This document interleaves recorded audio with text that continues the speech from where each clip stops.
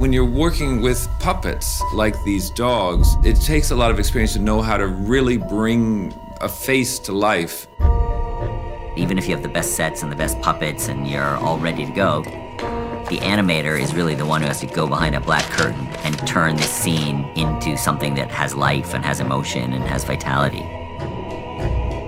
We're trying to get performance out of these lumps of metal and rubber and silicon, and they're inanimate objects, but we have to bring life to them. I feel like I'm sculpting the performance. It's what kids do when they're playing. I do think of it like moving sculpture, really, you know?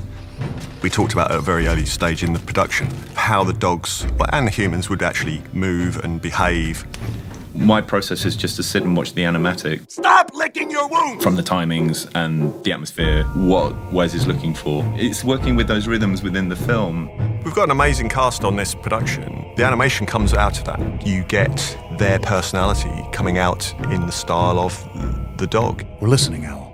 Tell us your message. The voice gets recorded ahead of time. Why?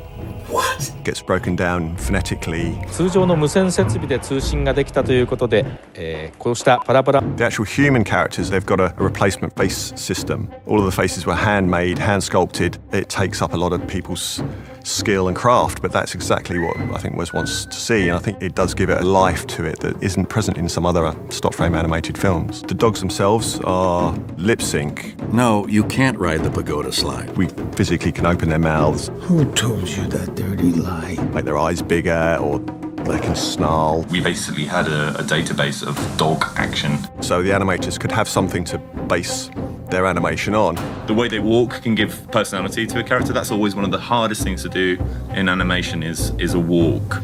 Working with Wes, we started doing labs, which are live action videos. He would suggest ideas for movement or gestures or an emotional state that the characters would need to be doing within their performance. And that's where the animatic and the lav all come together, like a little route map for where the animators need to go. I bite. It's a struggle just to pull something out of your imagination. So I started filming myself. I saw my animation just became so much better. Just all the subtleties that you put in. The animators do get cast according to their strengths. You know, some animators are great at getting the nuances of something really, really subtle and getting emotional. I can hear you. Other animators are much better at action animation, jumping and running and that kind of thing. This one has a lot of characters. Once all the dogs explode, the clouds will start to dissipate, and then everything will speed up. Some people are really good at comedy and timing within comedy. That's a very hard thing to do. You make me sick.